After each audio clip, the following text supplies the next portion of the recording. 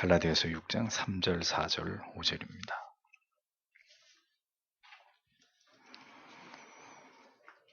갈라디아서 6장 3절, 4절, 5절 같이 읽겠습니다. 만일 누가 아무것도 되지 못하고 된 줄로 생각하면 스스로 속임이니라. 각각 자기의 일을 살피라. 그리하면 자랑할 것이 자기에게만 있고 남에게는 있지 아니하리니 각각 자기의 짐을 질 것임이니라. 아멘. 기도하겠습니다. 주님 감사합니다. 이 수요일 저녁에 또 우리가 하나님 말씀 앞에 섰고 하나님의 말씀을 통해서 또 우리가 귀한 영의 양식을 얻기를 소원합니다. 갓난아기가 태어나면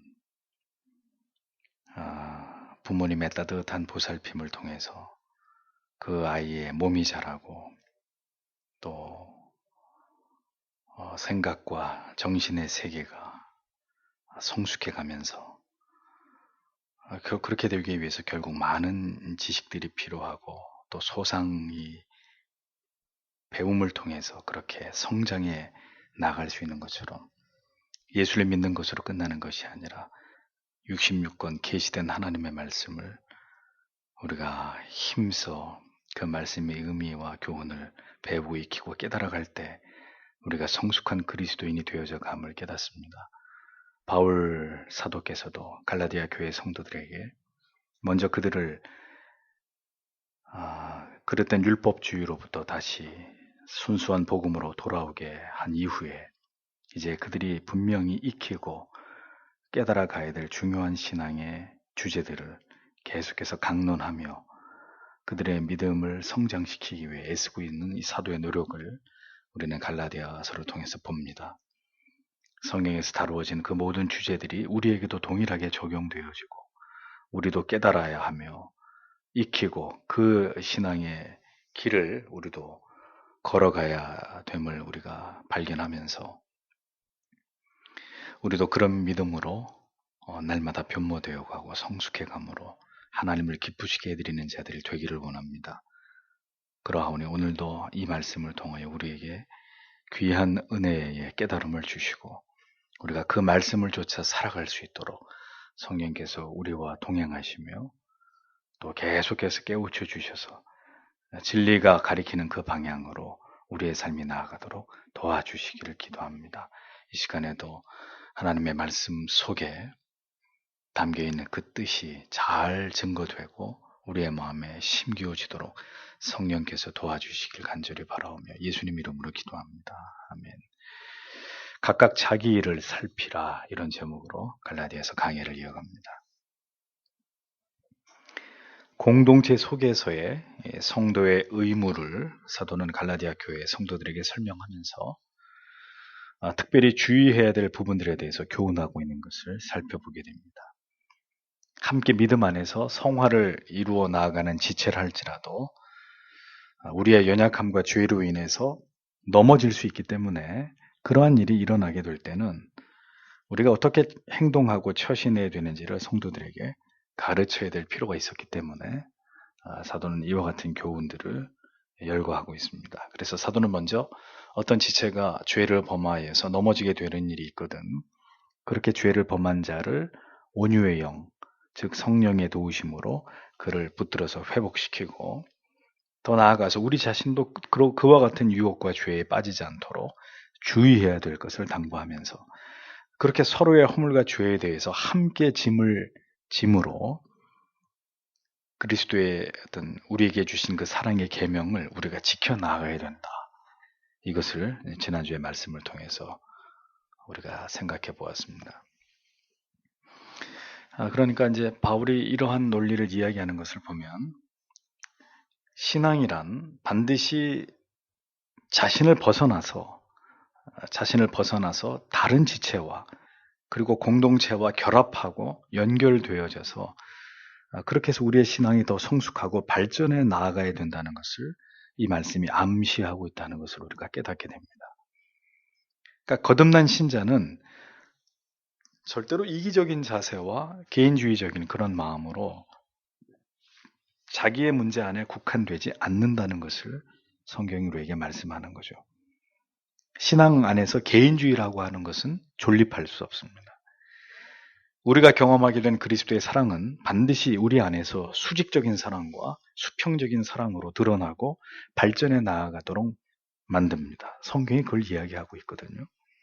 그래서 거듭남의 은혜와 사랑이 진실될수록에 이제 자기 자신의 문제뿐만이 아니라 다른 지체들을 향해서도 모든 성경에 말씀하고 있는 거룩한 의무와 책임과 사랑을 성실하게 감당해 나아가게 되는 그런 인격과 어떤 삶의 본질적 변화가 성도 안에서 일어나게 되는 것입니다. 그것이 지극히 자연스럽게 그리스도를 닮아가고 하나님을 신앙하는 자들의 삶에서 나타나는 바람직한 모습이라는 거죠.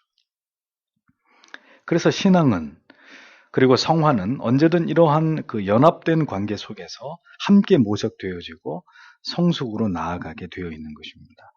그러니까 아무리 믿음이 좋아 보인다 할지라도 그 사람이 굉장히 이기적인 사람이에요. 그리고 가까이 있는 사람들에게, 지체들에게 있어서 굉장히 어떤 비인격적으로 지체들을 대한다든지, 지체들을 무시한다든지, 막 정죄한다든지, 비난한다든지, 그러면서 자기를 막 과시하고, 교만하고, 어떤 자꾸 이 비교하는 것을 통해서 열등감 내지는 우월감을 갖는 이런 모습들이 믿음이 좋아 보이는 그에게서 드러나게 되면 그 사람의 믿음은 어떻다는 거예요? 좋은 게 아니라는 거예요.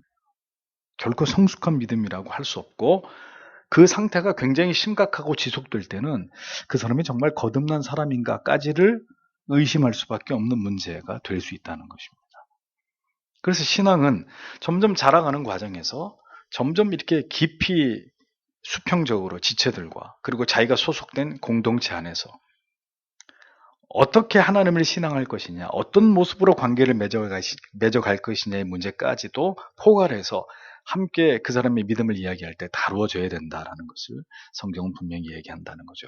그래서 너희는 짐을 서로 지라고 말했던 사도가 이제는 자기의 문제, 우리 각자의 문제를 살필 것을 오늘은 이 말씀을 통해서 권고하고 있는 것을 우리가 보게 되는 것입니다. 그래서 3절 말씀을 보면 만일 어떤 사람이 아무것도 아니면서 스스로 무엇이나 되는 것으로 생각하면 자기를 속이나니, 이렇게 킹제임스 성경은 번역을 합니다. 자, 이 말씀의 의미가 무엇일까요? 자신을 객관적으로 바라보고 하나님께서 자신에게 맡기신 것과 자기를 부르신 자리, 즉 하나님께서 자신에게 허락하신 그 적정선을 넘어서는 안 된다는 말입니다. 자기 자신에 대한 과대한 자기 인식은 종종 하나님의 뜻을 그르치고 교만에 이르게 되고 자신과 다른 사람의 영혼에 해를 끼치는 결과를 가져올 수 있기 때문입니다. 성숙하지 못하고 그의 믿음과 인격과 삶이 도무지 공동체 안에서 다른 사람의 문제를 다룰 수 있을 만한 그런 그릇과 수준이 되지 못함에도 불구하고 자기 스스로가 그 일을 위해서 준비된 사람으로 그렇게 자신을 여기는 것은 성경이 이야기하죠. 자기 자신을 기만하는 것일 뿐이다. 속이는 것일 뿐이다. 이렇게 얘기합니다. 여기서 속임이니라 라는 원문의 뜻은 스스로의 공상 속에서 자기를 이해한다. 원문은 그런 뜻입니다. 이 무슨 얘기예요? 이 사람은 지금 자기를 상당히 과대평가하고 있는 사람이다 라는 거죠. 사도는 공동체 속에서 성도가 잘못된 길로 나아가므로 공동체를 어려움에 빠뜨리는 문제는 다른 데서 기인하는 것이 아니라 어디에 있다는 거예요? 그 모든 문제가 내 안에 있다는 거예요. 내 안에. 나에게 있다는 것입니다. 언제나 그 문제는 내 자신이 나를 어떻게 인식하고 내 자신을 얼마나 진리 앞에서 객관적으로 바라보느냐 하는 문제에서 비롯되는 것이다. 날카롭게 이것을 지적하고 있는 것을 보게 됩니다. 사람은 사회적인 존재이기 때문에 반드시 관심의 영역을 자신 안에서 타인에게로 이렇게 확대하게 되어 있습니다. 즉, 다른 사람이 어떻게 사는지, 내가 그와 어떻게 관계를 맺어야 되는지 이런 것들을 염두하면서 살아갈 수밖에 없는 존재가 인간이라는 거예요. 근데 그 과정에서 자기의 위치를 스스로 설정하게 되는데 여기서 이제 우리의 인격이나 이제 예수를 믿는 경우에는 우리의 신앙이 성숙하지 못할수록에 이러한 문제들 속에서 지극히 세속적인 모습을 드러내게 되어 있다는 것입니다. 그것은 바로 자기 자신에 대한 잘못된 우월감이나 혹은 교만한 마음으로 자기의 위치를 다른 사람들보다 더 높은 위치에다가 두고 따라서 다른 지체들을 판단하게 되는 우를 범하는 이런 이제 모습들이 나타날 수 있다는 거죠. 또 이러한 마음은 교회의 직분에 대한 탐심으로 확대되어서 전혀 객관적으로 보아도 자격이 갖추어져 있지 않은 사람들이 맹목적으로 직분에 집착하고 그것을 획득하고자 하는 그릇된 어떤 세속적인 인본주의적인 그런 열심으로 이러한 그의 내면들이 밖으로 표출되게 되는 이런 것들을 볼 수 있다는 겁니다. 참으로 무지하고 어리석은 일이 아닐 수 없죠. 이스라엘의 왕이었던 다윗도 시편 131편 1절에서 이렇게 고백합니다. 여호와여, 내 마음이 교만치 아니하고 내 눈이 높지 아니하오며 내가 큰 일과 미치지 못할 기이한 일을 힘쓰지 아니하나이다. 이렇게 얘기합니다. 한 나라의 왕인데도 나는 그렇게 대단한 사람이 아니고 내가 할 수 없는 그런 일들에 대해서 내가 마음에 품지 않습니다. 겸손하게 자기의 분수와 처지를 알고 교만하기를 원치 아니하는 자기의 내면을 이렇게 하나님께 고백하고 있는 것을 보게 되지 않습니까? 지체들의 죄의 문제, 연약의 문제는 그들의 회복을 위해서 성령의 도우심을 구하면서 그 짐을 함께 지되 성도는 언제든지 자신의 문제에 대해서 이처럼 냉정하고 냉철함을 지켜나가면서 자기를 살피는 일에 끝까지 깨어 있어야 된다는 것을 성경은 우리에게 교훈하는 것입니다. 다른 사람의 죄를 다루고 그를 세우는 문제에 있어서는 적극 우리가 그 일을 수행하면서 내 자신을 살피는 일에 대해서는 소홀히 하게 되면 이것이 또 다른 문제를 내 안에서 만들어낼 수 있다는 거죠. 그러니까 다른 형제의, 다른 자매의 연약과 죄를 다루는 문제는 성령 안에서 지혜롭게 그 일도 해야 되지만 그것과 버금가리만큼 내 자신을 살피는 일에 대해서도 매우 철저하고 냉철하게 이 일들을 다루지 않으면 공동체의 짐이 되고 다른 지체들에게 고통을 주는 존재가 내가 될 수 있다는 사실을 바울은 갈라디아 교회 성도들에게 상기시키고 있었던 것입니다. 아무것도 되지 못하고 된 줄로 생각했다. 오늘 본문에 그렇게 되어 있죠. 그게 문제라는 겁니다. 충분히 우리의 영혼이 더욱 성숙되기를 갈망하면서 수술 메스와 같은 하나님의 말씀을 통해서 더욱 자신의 감추어진 죄의 면면을 살피면서 그 죄를 도려내는 이런 작업들을 통해서 하나님 앞에서 자신을 점검하는 일에 지나치다 할 만큼 주의를 기울이는 그런 내 자신이 먼저 되어야 된다고 성경은 말씀하는 거죠.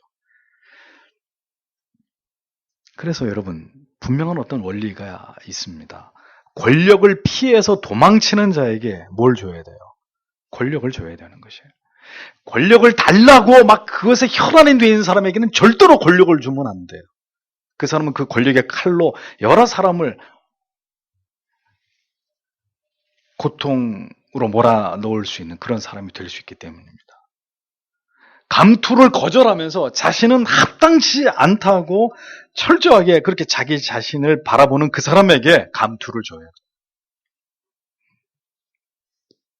물질을 두려워하는 자에게 하나님이 주시는 물질의 축복이 그에게 부어져야 되는 것이고, 주의 나라와 교회를 섬기는 일이 얼마나 가슴 떨리고 그것이 너무너무 내게 눌리는 일이고 두려운 일인지를 생생하게 아는 사람에게 교회와 지체들을 섬길 수 있는 직분이 수여되어야 교회와 공동체가 행복하고 건강해질 수 있는 것입니다. 아무것도 되지 못하고 된 줄 생각하는 이것이 재앙을 가져오는 거죠. 자기를 망치고 공동체를 망치는. 4절을 이어서 보십시오. 오직 각 사람은 자기 일을 입증할지니라. 그래야면 그는 다른 사람이 아니라 자기 안에서만 기쁨을 누리리니, 이렇게 번역되고 있습니다. 이게 무슨 얘기입니까? 자신의 영혼이 숙성되는 시간은 진리의 탐조 등을 켜서 자기의 영혼을 살필 때이다. 그런 의미예요. 자, 각각 자기의 일을 살피라고 이렇게 말씀하고 있잖아요. 자기의 영혼의 성장과 퇴보, 자신의 영혼에 부어진 진리의 깨달음과 은혜에만 집중하면서 자기의 영혼 안에서 일어나고 있는 미세한 어떤 영적인 변화들, 또 믿음의 진부의 모습에만 집중하라는 것입니다. 살피라라는 말의 의미는 헬라어의 원뜻은 철저하게 조사하다, 시험하다 그런 의미입니다. 그러니까 철저하게 말씀의 검증과 말씀 앞에서의 자기 점검을 통해서 하나님과 깊은 내면의 교제를 나누는 사람들은 그 시간들을 통해서 자신을 고치시고 깨우치시고 자기를 치료하시고 자기를 새롭게 하시고 나를 위로하시고 나에게 용기를 주시는 하나님의 그 깊은 은총을 경험하게 되어 있거든요. 그러니까 사도는 먼저 그렇게 자기의 영혼의 문제를 두고 먼저 하나님 앞에서 깊이 고뇌하는 자가 되라고 충고하는 것입니다. 제가 예전에 교회를 섬기면서 참 안타까웠던 부분은 말씀 앞에서 자신의 영혼을 돌아보는 일에 누구보다도 창념하고 본인이 되셔야 될 분들이 자기의 영혼의 상태는 전혀 말씀을 통해서 돌아보려고 하지 않으시고 언제나 목사를 향해서 비난하고 정죄하면서 온갖 교회의 대소간의 문제에 대해서 자기 목소리를 높이시는 이런 모습들을 보면서 참 그분들의 어떤 그런 영적인 무죄에 대해서 분노가 생기기도 하고 한편으로는 또 참 긍휼히 여기는 마음을 품기도 하면서 아주 제가 무척 이 마음고생을 했던 그런 때가 있었습니다. 자기 영혼을 살펴야 되는데 지금 그거를 내 평생토록 하나님의 말씀 앞에서 나를 들여다보고 내 영혼을 살피는 일에만 신경을 써도 그 일을 하나님 앞에 잘 하고 죽을 수 있을지 없을지 알 수 없는 판에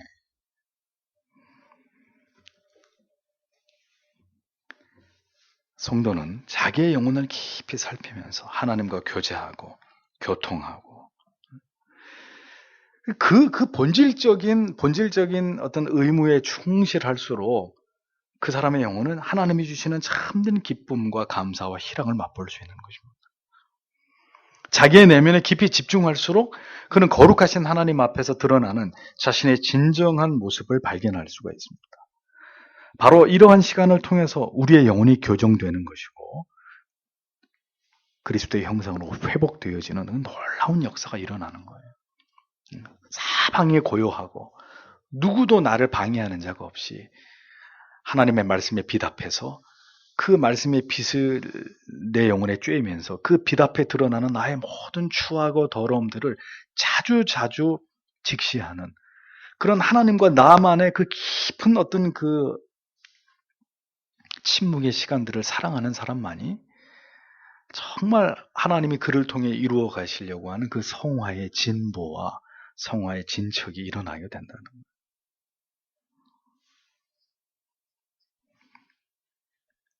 화려한 조명과 불빛 아래서 현대적인 악기를 총동원해가지고 아무리 열광적인 찬양을 부른다고 해서 그 영혼의 근본적인 변화가 일어나겠습니까? 어떤 틀에 박힌 규율 속에서 우리 자신을 딱 가두어 놓고 엄격하게 관리를 받으면 그 규율과 제도 속에 내가 있을 때는 내가 그것을 준수하면서 어떤 모범적인 삶을 살아갈 수 있을지 모르겠습니다. 감독을 하니까 감시를 하고 그러나 자, 그 제도와 그 틀을 벗어나게 되면 어떻게 될까요? 그 모든 경건과 규범이 그래도 그대로 내 자신에게 유지되고 지켜질 수 있다면 뭐 큰 소득이 있겠지만 그 규범과 규율과 그 틀 제도를 벗어나서 머지않아 가지고 다시 자신의 본래의 죄성이 드러나면서 원래 자기의 모습으로 돌아가 버린다면 이가 또한 근본적으로 우리를 성숙시킬 수 있는 방편이라고는 볼 수 없는 것이라. 눈물이 나왔다고 해서 그게 성령의 역사고 진정한 은혜 받음이라고 말할 수 있겠느냐? 다 감상적인 것일 뿐이에요. 그 순간 내 자신이 은혜가 충만하다고 느끼는 착각에 지나지 않는 것이죠. 결국 진리의 빛 아래서의 철저한 자기 성찰만이 하나님의 말씀을 통해서 그 말씀이 나를 찌르고 쪼개고 나의 원래 모습을 보게 하면서 그 말씀 앞에 비추어진 나의 부끄러움에 하나님 앞에 가슴을 쥐어뜯으며 기도하고 그 말씀의 깨달음을 통해서 내가 이제 어떻게 살아야 되겠노라고 하나님 앞에 분명하게 결단하는 어떤 이런 일들을 통해서만이 우리가 진정한 그리스도인으로 변화되어 갈 수 있는 것이라는 겁니다. 그렇게 철저한 자기 성찰만이 하나님 안에서의 자기의 삶을 스스로 기뻐하고 감격하고 즐거워할 수 있는 첩경이 된다는 거죠. 하나님과 나 사이에서 다른 그 누구가 개입해가지고 뭔가 다른 나에게 어떤 자극을 주어서가 아니라 하나님과 나 그리고 그 사이의 매개는 말씀, 이것을 통해서 우리가 내 자신을 더 깊이 들여다보고 발견하고 그 말씀 앞에 쪼개어지고 변화되는, 이것이 우리의 신앙의 성화의 수레바퀴를 굴려가는 결정적인 방법이 될 수 있다는 것, 과정이 될 수 있다는 것. 여러분, 하나님 안에서 은혜로 충만한 지금의 나의 모습 때문에 여러분들의 영혼 속에 느껴지는 어떤 희열이나 기쁨이나 감동을 느껴보신 적 있습니까? 지금보다 더 이상 좋을 수 없고 더없이 좋을 수 없는 어떤 그 영혼의 지극히 평온함, 고요함, 하나님만으로 그냥 모든 것이 지극히 만족스러운 상태, 이러한 축복과 은혜는 언제든지 진리 앞에서 자신을 돌아보아서 자기를 성찰하는 자의 영혼 가운데 때때로 깃드는 선물입니다. 그래서 데이비드 브레이너드의 일기에 보면 새벽에 말을 타고 숲속에 들어가서 하나님의 말씀을 펼치고 그 말씀을 통해서 하나님의 깊은 은혜를 체험하고 기도하다가 다시 말을 타고 집으로 돌아가려고 하늘을 올려다보니까 별이 총총이 떠 있더라. 데이비드 브레이너드 일기에 나오는 얘기예요. 그러니까 데이비드 브레이너드가 새벽에 그 숲에 들어가서 언제 나왔다는 얘기예요? 한밤중에 나왔다는 거죠. 하루를 꼬박 그 풀 속에서 하나님의 말씀을 보다가는 기도하고, 기도하다가는 또 말씀을 보고, 말씀을 읽다가는 또 깊은 깨달음과 자기의 죄가 생각나서 또 하나님 앞에 기도하고, 그렇게 하루 종일 하루가 어떻게 가는지 모르고 먹는 것까지 다 잊어버리고 그렇게 하나님과 교통을 나누었다는 이야기가 그의 일기 속에 나옵니다. 물론 그는 20대 초반에 폐결핵으로 하나님의 부르심을 받고 가죠. 오래 사는 게 뭔 의미가 있냔 말이에요. 그런 감격도, 그런 은혜도, 그런 하나님과의 어떤 놀라운 친밀함도 평생에 맛보지 못하고 그냥 우리가 먹고 마시고 그냥 오늘도 이렇게 살아 있었구나, 오늘도 하루가 다 가는구나, 그것으로 우리의 삶에 만족하는 그런 차원과 하나님의 사람들이 우리에게 보여주는 그들의 삶에서 그들이 하나님과 누렸던 그 친밀함과는 비교가 안 되는 것이죠. 그럼 정말 우리에게 필요한 부분들이 바로 그런 것들이라는 겁니다. 다 내려놓고 지금 사도가 하는 얘기는 다른 것에 대한 모든 신경을 다 끄고 부디 갈라디아 교인들아, 나와 하나님, 우리 자신을, 우리의 영혼을 깊이 살피는 그 일에 매진해야 된다는 것을 강조하고 있는 것입니다. 아주 본질적인 것입니다. 성도의 자랑은 내가 나에게서 찾는 것이 아닙니다. 하나님께서 내 안에서 찾으시는 것입니다. 내 스스로가 나의 자랑거리를 찾는 것이 아니라 하나님께서 그렇게 하나님과 교통하고 하나님의 말씀으로 자기를 성찰하면서 그리스도를 닮아가려고 하는 그 나를 하나님이 자랑스러워 하시는 것입니다. 하나님께서 그렇게 정직하고 진실하게 하나님 앞으로 나아오는 자들, 그 말씀의 빛 앞으로 즐겨 나아오는 자들을 하나님이 기뻐하시고 그들은 하나님의 자랑이 되는 것이다라는 거죠. 그렇게 하나님을 아는, 남이 알지 못하는 신령한 기쁨을, 그 맛을 본 자들이 그렇게 아무에게도 말하고 싶지 않은 그 하나님과의 친밀함을 경험한 은총을 자기 안에 평생의 자랑 삼아 간직하게 되는 그런 신비를 누리게 된다는 것입니다. 그런데 그런 자랑은 절대로 드러내놓고 할 수 있는 자랑이 아니라는 거예요. 그렇게 누군가에게 내가 하나님에게서 맛본 그 신령한 은혜와 그 친밀함을 말하는 순간 그게 다 물거품처럼 사라진다는 걸 알기 때문입니다. 그러니까 정말 그런 본질적인 자랑은 평생에 내가 하나님과 사랑에 빠졌던 그 추억과 그 경험들을 가슴에 묻은 채로, 그러니까 내 자신만 그때를 생각하면서 기뻐하고 감격해하면서 그렇게 평생 살다가 하나님 앞에 가는 거예요. 여기서 얘기하는 자랑이란 바로 그런 걸 얘기하는 거죠. 하나님께서 내 영혼 가운데 새겨주신 내가 너를 안다. 내가 너를 사랑한다. 내가 너를 통해 기쁨을 얻는다. 이런 누구에게도 쉽게 발설하거나 자랑할 수 없는 그런 추억을 안고 신자는 어두운 세상을 불꽃처럼 살아가는 사람들이 되어야 한다는 것입니다. 그것은 그 영혼의 밑바닥에서 그 깊은 곳으로부터 하나님과 나 이렇게 하나님의 말씀을 두고 하나님과 만나고 교통하고 체험한 것 외에는 맛볼 수 없는 것이라는 거죠. 그렇기 때문에 내 자신에게 집중하라는 거예요. 내 자신의 영혼의 그 기품을 두고 하나님 앞에서 씨름해야 된다고 사도는 갈라디아 교회 성도들에게 가르치고 있었던 것입니다. 왜? 우리의 죄성이 그렇게 내 안으로 자꾸 파고들려고 하기보다는 자꾸 다른 사람의 흠과 어떤 죄와 허물들을 자꾸 들추면서 그것들을 들춰내는 것으로 우리의 인생을 자꾸 소진하고 소모하려고 하는 죄성들이 우리 안에 있기 때문에 사도가 그 얘기를 하는 것입니다.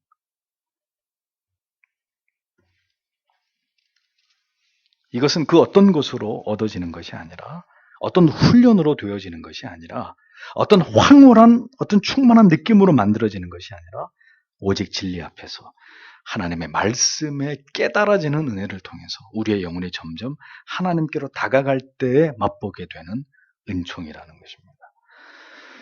사도는 그렇게 공동체 속에서도 부질없이 다른 지체들의 문제에 개입하고 간섭하면서 그들을 판단하려는 하나님에게서 나오지 않은 그런 어리석은 마음들을 버리고 자기의 영혼의 문제에만 더 집중할 것을 갈라디아 성도들에게 주문하고 있었던 겁니다. 그러면서 다시 마지막으로 강조하기를 5절에 이는 각 사람이 자기 짐을 져야 할 것이기 때문이라 이렇게 얘기합니다. 자기 짐 뭘까요?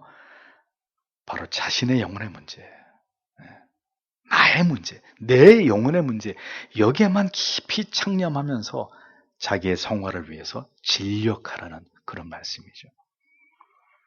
사실 우리가 살아가는 세상과 그리고 지금의 이렇게 타락한 교회들, 지금처럼 진리에서 벗어나서 교묘히 다른 복음을 전하면서 성도들의 영혼을 미혹하는 이런 세상이 아니라면 저의 마음도 또 우리 자신의 신앙에 관해서도 우리가 그 영혼의 문제에만, 우리 본질적인 문제에 대해서만 더 창념했으면 좋겠고 우리의 내면을 진리로 가득 채워가는 일에만 더 마음을 쓸 수 있었으면 너무 좋겠습니다. 그렇지만 불행하게도 우리가 살아가고 있는 지금 이 세상은 때때로 비판의 칼날을 날카롭게 세워가지고 이 잘못된 진리를 이야기하는 이 썩어가는 환부를 도려내지 않으면 안 되는 그런 어떤 영적인 시대적 요청을 우리가 받아들일 수밖에 없는 그런 눌림이 우리에게 있지 않습니까? 왜 우리만 잘났다고 말하는 듯한 이런 숱한 오해를 받으면서 그러면서도 이 시대에 다수의 교회들이 잘못 가고 있는 그 길에 대해서 다수의 무리의 교인들이 범하고 있는 오류들에 대해서 왜 우리는 입을 열어서 하나님의 말씀의 검을 가지고 그것을 고발하지 않으면 안 되겠습니까? 이유는 단 하나예요. 우리만 잘났다 그러는 게 아니에요. 그것은 우리 모두가 바른 진리의 길을 하나님이 우리에게 말씀하시는 그 옳은 길을 걸어가서 영원한 도성에 모두 거해야 되기 때문입니다. 그것을 소원하기 때문이죠. 지금은 그런 시대가 아니었기 때문에 바울이 이 말씀을 갈라디아 교인들에게 줄 때는 그런 시대가 아니었기 때문에 너희들 자신의 영혼의 짐만 지고 가면 된다. 이것을 강조했지만 만약에 사도 바울께서 지금 이 시대에 다시 이러한 서신서를 쓰신다면 저는 그렇게 말씀하지는 않으셨다고 생각돼요.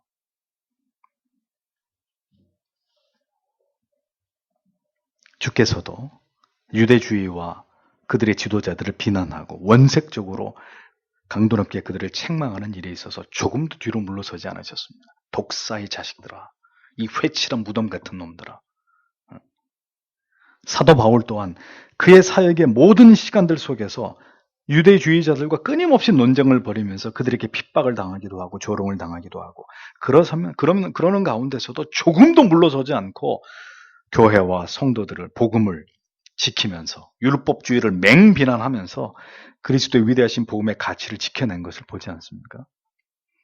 우리 또한 철저하게 내 영혼의 짐을 올바로 진지하게 짊어짐과 동시에 또 한편으로는 외부적으로는 치열하게 진리 전쟁을 수행해 나가면서 비진리, 복음이 아닌 것들, 잘못된 구원에 대한 이러한 이단적인 가르침에 대해서 철저하게 그런 것들을 도려내고 잘라내면서 하나님의 진리의 가치를 지켜내는 이 사명을 우리가 감당해내야 된다는 것입니다. 신앙은 언제나 자기의 내면으로 더 깊이 파고들 때 아름다운 성숙을 꾀할 수 있다는 이 진리를 기억하십시오. 더욱 자기 문제, 자기의 영혼과 그 깊은 내면의 어떤 진리의 물꼬를 끌어들여가지고 진리의 샘이 내 영혼 가운데 자주자주 부어지게 할 때 우리의 영혼은 맑은 샘물을 내는 하늘의 별빛을 비추이는 거울같이 투명한 그런 옹달샘이 되는 것이죠. 그래서 여러분, 싸울 때는 치열하게 싸워야 되겠지만 싸우는 시간이 아니라면 그 옛날에 훌륭한 명장들을 보면 그랬어요. 전투에 나가면 정말 치열하게 온 칼을 피로 물들이면서 적을 베는 누구보다도 용맹한 장수였지만 그 전쟁터에서 빠져나오면 시를 쓰기도 하고 그렇죠? 그림을 그리기도 하고 악기를 연주하기도 하면서 그 어떤 단단함과 여림, 이 미학을 잘 관리했던 사람들인 것을 보게 됩니다. 그러니까 성도도 마찬가지. 세상에 나갈 때는 피 터지게 싸우는 것이고 진리와 비진리의 문제 앞에서는 양보하지 않고 칼을 빼가지고 휘두르면서 치열하게 싸워야 되는 것이고 그 전투가 끝나면 다시 성경을 옆구리에 끼고 깊은 골방으로 들어가서 또 그 하나님의 말씀을 펼쳐놓고 그 하나님의 진리에 비답해서 또 자기를 돌아보는 어떻게 보면 이 도인들 같은 말이죠. 그런 삶을 살아가는 자들이 되어야 한다는 거죠. 그 외에는 우리의 마음을 빼앗길 어떤 것도 만들어서는 안 되는 겁니다. 그러면 점점 가벼워지는 것이죠. 우리의 영혼이 점점 가벼워지고 그래서 부질없는 것들에 우리의 마음과 시선을 주의를 빼앗기게 되면서 결국 점점 얕아지는 가벼워지는 그런 신자가 되고 마는 것입니다. 정말 하나님의 진리의 말씀으로 그 말씀에 대한 깊은 깨달음과 자기를 성찰함으로 우리의 영혼에 중후함이 있는